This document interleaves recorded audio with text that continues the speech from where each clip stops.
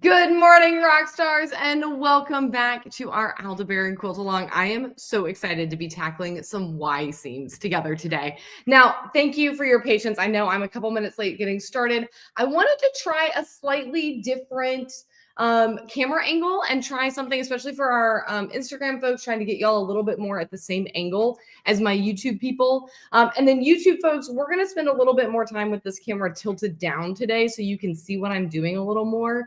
And unfortunately, because I'm using my phone to be on Instagram, I can't have like an over-the-shoulder view. So we're doing our best. We're going to try to make this as visible as you can. But I had a few of y'all comment that, especially if you were watching over on YouTube, you had trouble seeing me actually put the block together. So we are going to start today with one more block. And then we are going to actually put the three of them together and talk about the Y seams. Okay, so let me grab a link for y'all first. I have been talking about this all the time over on Instagram, but I want to make sure I'm talking about it here on YouTube as well. Starting Friday, we are kicking off our quilting plan challenge. Now, I know right now we are busy piecing a quilt, and it's very possible that actually quilting it is the furthest thing from your mind. But if you are like basically every quilter I know, it is often sorry, I got a text and my brain train completely crashed. We're going to try again. If you are like basically every quilter that I know, then you tend to piece faster than you quilt. And depending on where you are in your quilting journey, you may still not actually quilt any of your own quilt tops. And the Quilting Plan Challenge is all about making quilting your own quilts with something more than straight lines, more accessible to you. I'm going to really break down all the things you need to know, the stuff you need, how to get started, so that by the end of our weekend together, you feel ready to actually baste a quilt and start quilting it. Okay, so rock stars, let's put this first block together, and then we're going to work on those Y seams. All of that about the Quilting Plan Challenge to say, if you haven't yet signed up, please do. Let me drop the link. Okay, I've got the link in the chat for those of you who are over on Instagram. The link is in my bio. Please, it's also up in my stories. I just put that up this morning. Sign up and join us. There are over 1,000 of you who have signed up. It is going to be so much fun. I love it when we have events like this. What's so fun about being able to be virtual is that we can have a whole lot of people in on a thing and working together and collaborating and learning. It's going to be awesome. Okay. Here are our blocks. We have two. We need one more. So for those of you who are over on Instagram, and I'm going to tweak this position of the camera ever so slightly. Whoop. That's a little more level because I was leaning to one side. Those of you who are on Instagram, you got a better view of this last week, but you're going to get to see it again today. Those of you on YouTube, it feels so weird for y'all not to be able to see my face, but I'm going to tilt this all the way down so you can really see what I'm doing. Okay, so just consider this like the overhead shot. All right. All right, so I'm going to orient this towards y'all. Our block has our stripies at the bottom center. Okay, I'm going to orient it facing me, and then I'll turn the whole thing around. So if you are me, you're going to put this down first with the triangle pointing away from you. And then you're going to put two solid triangles with the triangles pointing towards you on either side. Okay. And then you repeat that mirror image. Okay. So the top triangle is going to point towards you, and the other two triangles point away. Okay. So that's how it looks when I put it together facing me. If I do this facing y'all, so now this is as if how it would look when you're putting it together. Okay. So the triangle points away from you, and the side triangle with the little flat tops point towards you like so. And then you mirror image that. So the center triangle points towards you, and the side triangles point away from you. Does that make sense? I know there was some confusion about this layout last week, and I want to make sure that y'all see this. I am going to very carefully scroll. Pardon my hunch. I'm trying to read without moving my camera. And just see if there's any questions. I see Nicole is here and Susan is here. Susan says, I'm making the twin size. I love it. Margot is here. Nicole says, I only made a baby size. Hello, Jan. Hello, Jennifer. Ooh, Sashiko stitching. That sounds fun. I love it. Okay, any questions up here on Instagram? I'm just going to scroll through and double check y'all. Good morning, Diana. Good morning, Patricia. Good morning. Good morning. Okay, brilliant. If you have questions about this layout, give a holler. Okay, I'm going to spin it around so it's facing me again. And we're going to sew this block together. So now my YouTube people, I'm going to slide you like that so you can see. And I'm going to chain piece these. So I'm going to do my first two blocks, or my first two triangles of the top row. And I'll drop a pin in this so you can see how I lined it up. All right, these were the first two. And notice that little flat triangle, there's a little, they don't line up, right? That forms a little right triangle down here at the bottom. Okay, and we're going to sew down this side edge. Make sure that you let the machine move your fabric through, okay? Don't yank and tug. We talked about this a lot last week, that these are bias edges. And so we want to be really gentle with them.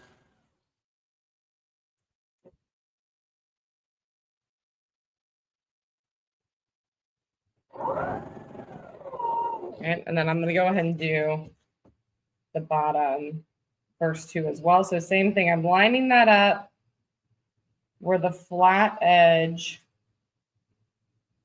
cuts across the triangle next to it, and it forms a little baby right triangle, okay? Right there. Boop, boop, okay?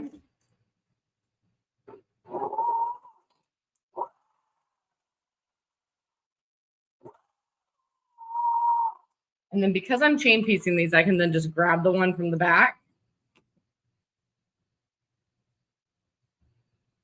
Always check on your orientation, right? So when you pull this off, because we sewed it at an angle, when we open it up, the seam is pointing directly away from us, but that's not the orientation of the block, right? The block goes like this.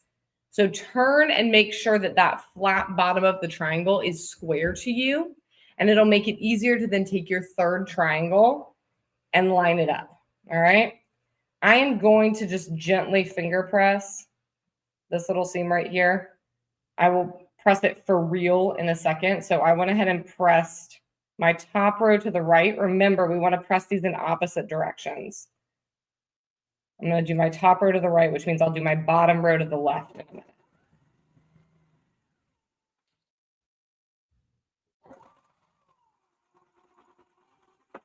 Okay, so here's my bottom row. And I open this up. I want to make sure the flat bottom is lined up. And you can already see the seam is wanting to go to the left because of the bulk from our string pieced bit. Okay, same thing, flip it over.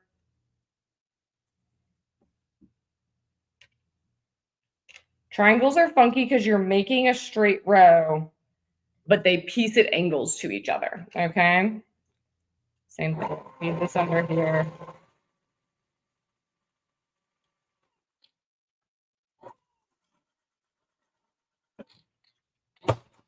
All right. So as you can see how this is started, right? This one pressed to the left. I'm actually going to press this to the left as well. This is the bottom.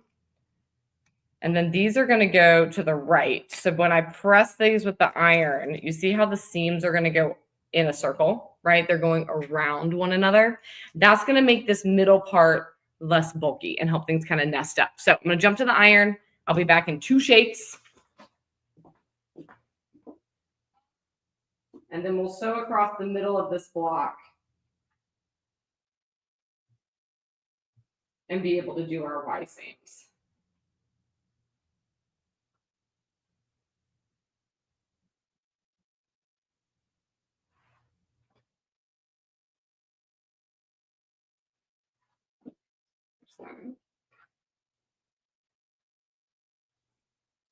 Changing the direction of the one seam that has the piece triangle is the trickiest bit. But I really do think spinning these seams is worth taking the extra moment with it.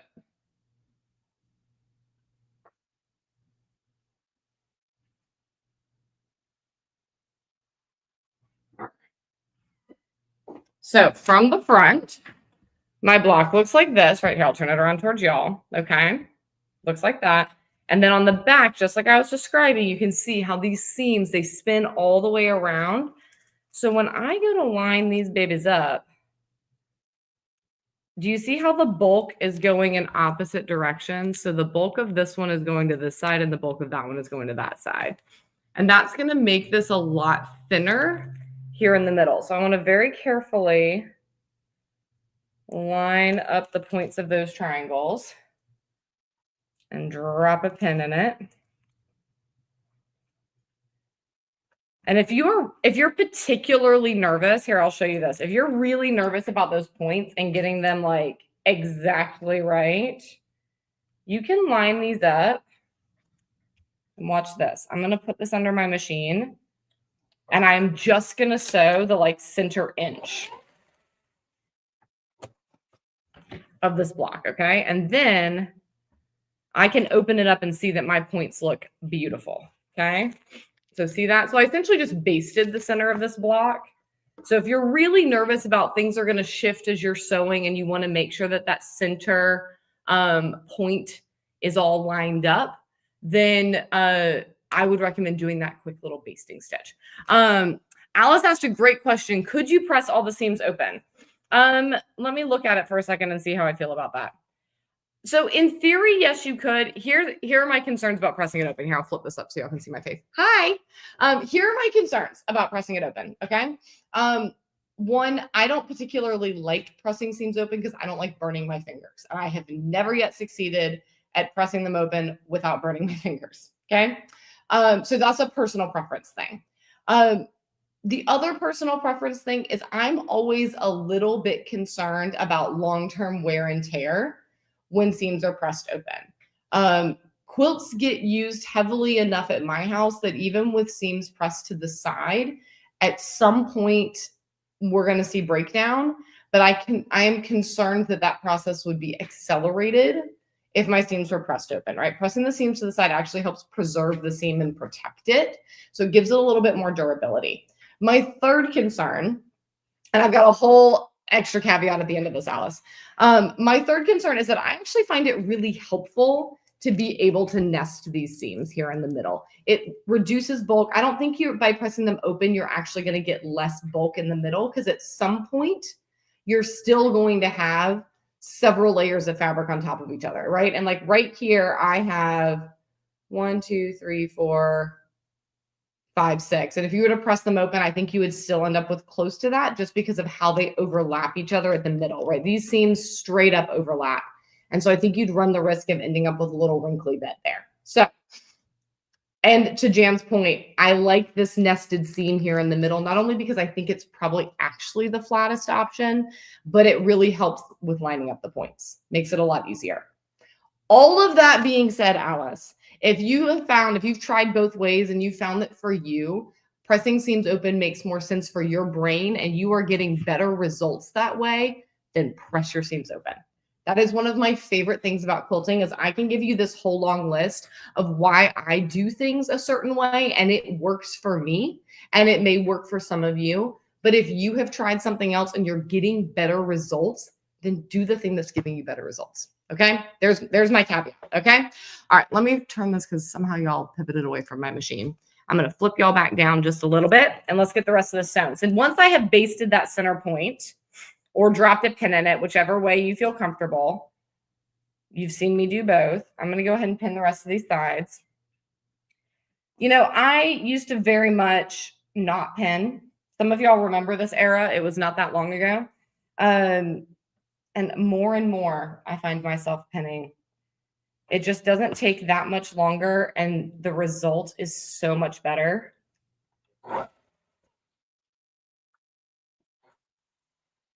And then I don't have to fiddle with it while I'm sewing.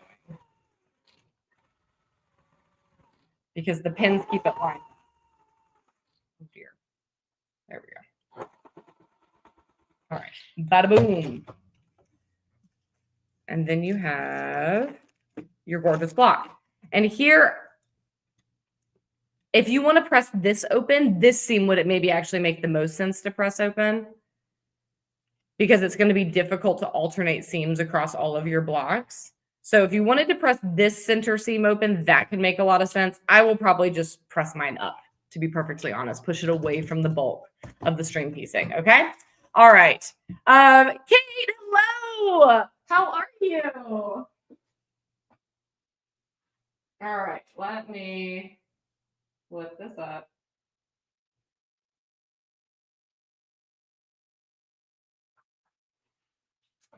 And the other thing that I have not really talked about with this block, because I am off camera while I'm pressing, but this is the kind of block where I find a clapper to be really helpful.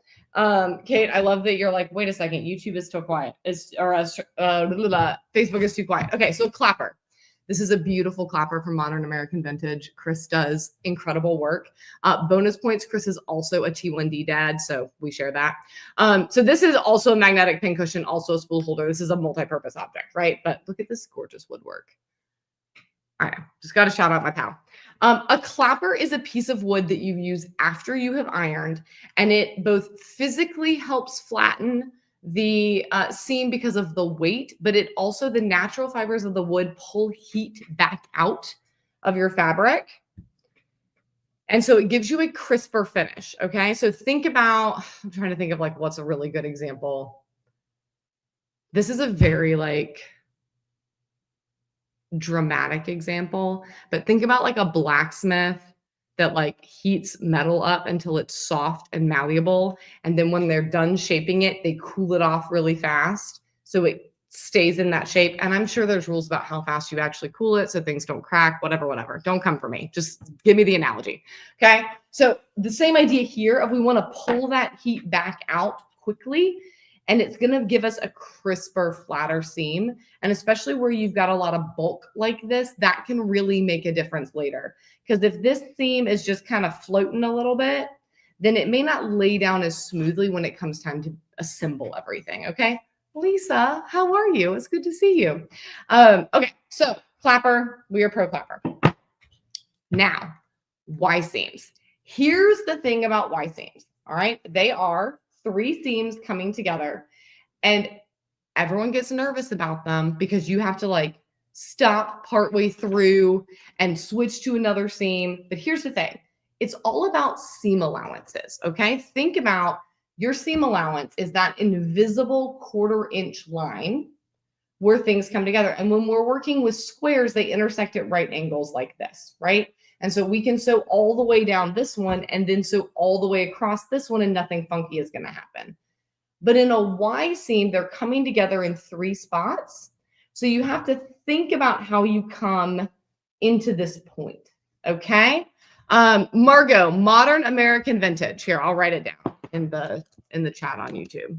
Modern American Vintage. Instagram, I'll give him a shout in my stories after we get off. Okay. And if I forget, message me and remind me.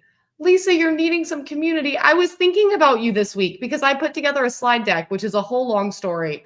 Not a slide deck for teaching, a slide deck for a meeting. And I was putting pictures of your Polaris quilt in it, and it's just still so beautiful. Like, I'm still obsessed with that quilt, and I have not gotten over the fact that I got to quilt it for you. So yay. I'm glad you're here. I was thinking about you this week. All right. So I'm going to point this down so y'all can see, and we're going to put these wrong sides up. So where these come together, I'm going to try to scoot this back a little bit, right? Where these come together is where those seams overlap. And I want us to think about our seam allowances. And in fact, do I have a pencil? Let's draw these seam allowances. I know you're not going to super be able to see this. Like, this is small, but I want to draw it. And I'm hoping that in drawing it, it'll help give you the visual of what I'm talking about. Okay, so these are going to come together.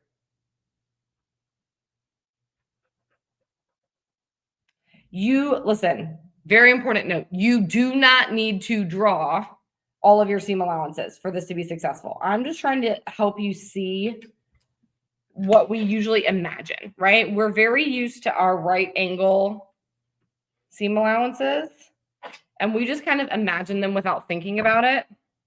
But even already with how this is, you can see, we don't have a right angle happening here. This is not a square. This is a rhombus kind of situation happening. Whoops, sorry, YouTube. Right? So you can see where these overlap. And that's what we have to consider as we go to put these pieces together. So let me figure out All right, how are you three touching each other? You're there. Okay. I'm going to draw seam allowances on the sides that we're going to be connecting so y'all get this visual.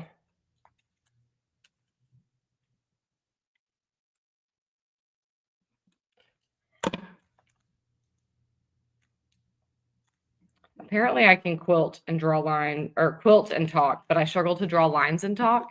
Go figure. There we go. Okay, so those are coming together there. Those are coming together there. And then these guys. I'm just making sure y'all didn't ask any questions. Feel free to talk amongst yourselves, ask questions, etc. The biggest thing with this is just to take it slow, right? And not let your brain convince you that it's more complicated than it is. Because I promise it's not.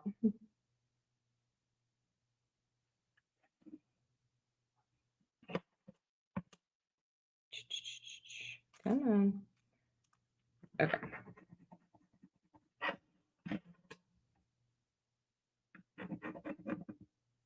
Okay. So where these are coming together, I've now drawn our seam allowances. So what we're going to do is we are going to sew across this line first, okay? But we are going to stop just shy of where our seam allowances are going to intersect, okay? Then we're going to sew these guys together doing the same thing, and then these guys, all right? And every time we fold it, you're going to fold it just like a normal seam. It's more just the mental like, huh, right? Jan says, I'm going to try this, but for my first one, I did seam straight across. Jan, I'm glad you mentioned that. So big, important asterisk for those of you who are watching this and internally you're like, huh, right? You can always just assemble these in half units, right? Like you could work across in rows and then put the rows together instead of forming a whole block and then putting the blocks together. That is described in the pattern as well, okay? Marty says, what's the exact name of the YouTube channel for this live? String and Story. I am String and Story all the places. Fear not, okay? All right, so I'm going to put these together. Don't worry, I'm gonna hold it up so you can see. In an ideal universe, our seams would be ironed opposite directions for all of these, and they would all nest up perfectly. And I am sure that one of you has the engineering brain that yours will be like that. Mine is not like that, okay? So I'm gonna just do my bestest to line everything up, even though my seams are not gonna nest. And you'll notice I'm dropping some pins in here.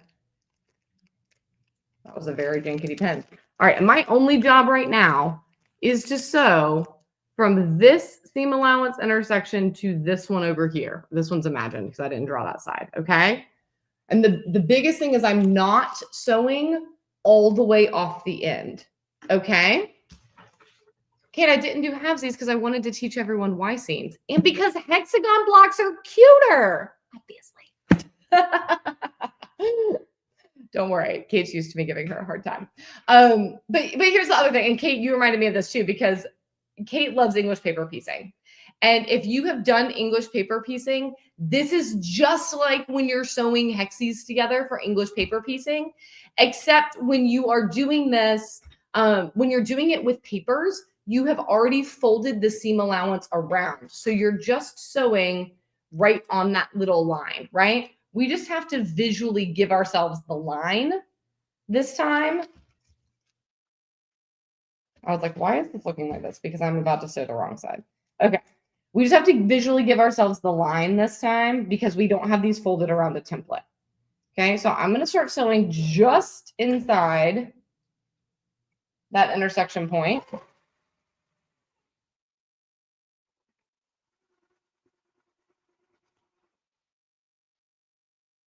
Make sure your seams lay flat and don't get all twisty. Okay. And then you're going to stop short on the other side too. All right. So voila. These are now sewn together, but you can see they've got a little gap. Okay. That's a good thing because we have to put this guy in. Oh, which this is hilarious. Did I? All right. We actually have to put this on this side because I marked it when they were reversed. Okay. This guy now has to go in here. So I'm going to start by attaching the purple to the green. And same thing. We just kind of, just like when you're English paper piecing, you're going to kind of nudge the pink one out of the way. And blessed be my seam allowances nest on this one. That will make my life a little easier. Okay. Nest it over here. Be careful as you're lining these up. Don't do a lot of tugging on those triangles because these are still bias edges. We don't want to stretch them all over the place, okay? Jan says, I have no patience and figured if I had to fiddle with it, I'd never finish it. I'm going to make a second one, and this is going to be for a new great-grandbaby. I love that. I may not spend a lot of time quilting since quilting time since going to baby, but I want the practice. See, and I think baby quilts are the ideal practice quilts. Like if you're joining the Quilting Plan Challenge and you're like, what quilt should I work on? Whip up a little baby quilt or like dig a panel out, something that is like very low stakes because like all the baby cares about is that it's pretty colors, right? Like the baby's going to bodily function on it no matter what. All right, now remember, we have our little drawn lines. So I'm going to start over here at the little intersection. I'm not starting at the edge. I'm going to start at the intersection and sew down to the other place where my seam allowances would be meeting. And I'm just, my pink is just, it's attached, but it's over there, right? We're going to put her in a second. Okay. And this one, again, I start just to the inside of that intersection. I'm not trying to be all up in its business yet. On our final seam, we will get everybody tucked in nice and tight. Okay.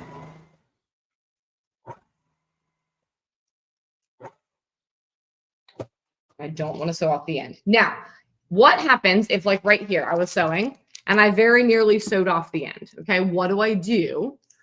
I could always just give a little tug and back up a couple of stitches. Okay, so don't backstitch at the beginning and end of this in case you need to give yourself a little more room to maneuver.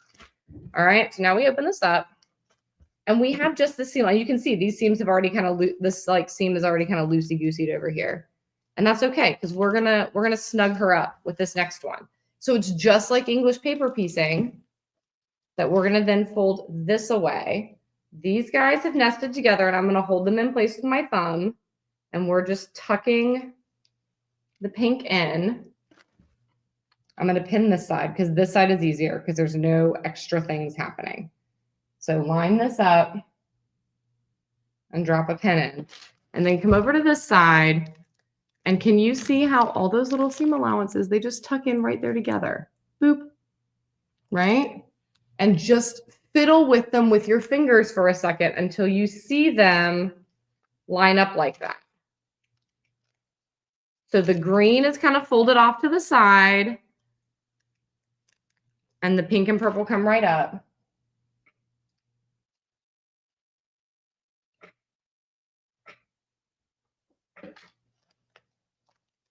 Yep, and I got a pen, so I'm like, let me just double check everybody. Yep, okay. So this time, I'm still not going to start all the way off at the end. I don't want to accidentally pinch that green block in. So I'm going to start like right at that seam allowance intersection. And if it is helpful for you to mark all the seam allowances, then do it, okay? But if you can visualize it, then you can skip the marking step.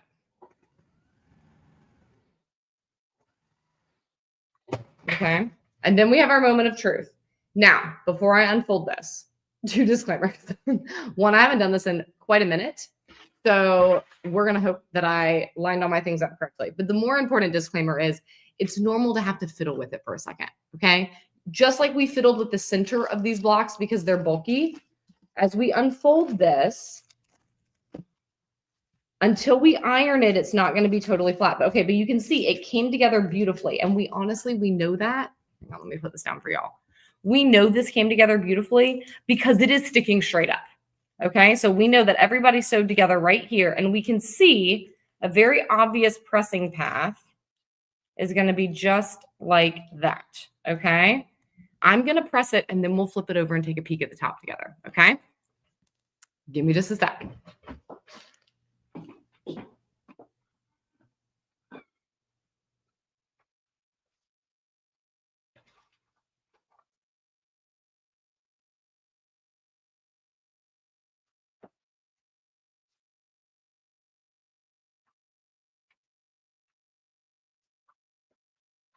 Oh, y'all, she pretty. She pretty. All right. So now you can see I've pressed them down. All right. And we're going to flip them over so you can see the front. And look how gorgeous. And it's laying nice and flat. Now, remember, we had this one little seam that was a little wiggly niggly, getting a little loose. And I can see there that a stitch or two came loose in all of my fiddling with it.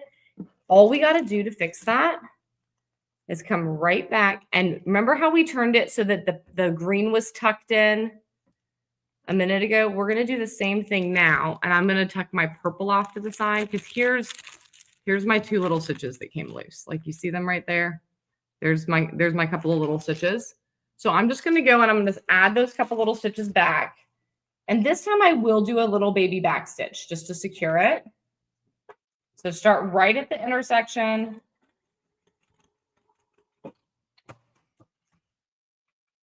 This should not have messed up my pressing, but if we need to press it again, we can. Oh no, she still looks very pretty. Okay. And there you have it. Everybody is nice and secure and tucked in and flat and gorgeous. And y'all, that wasn't so scary, was it? Okay. So yay, Margot. I'm so glad that this was your one reason. And look at that. Ta-da! She's flat. She's pretty. The back is lovely. And you can see if you look at this when it's flat. Let me lay this down again so y'all can see. You see how this is kind of bubbling up over here? That's just because it's waiting for its friend to come in, okay? Where we see these are kind of loosey-goosey, that's because that other piece of the seam has to come in and take up that seam allowance. And then these are all going to lay gorgeously together just like this seam, okay? What questions do y'all have? I know this is the lesson that y'all have been waiting for, and I hope that that takes a lot of anxiety out of it. Because it's all about just understanding where those seam allowances cross each other and not sewing past that intersection.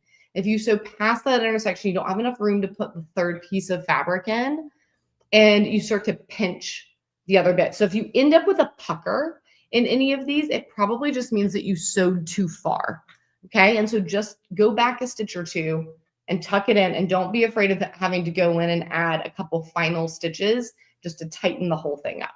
Okay? Y'all, huzzah, you did it. I'm very proud of you. Rock stars, from here, it is time for us to get our whole quilt top put together. This is your first step. You're going to simply keep building this quilt out.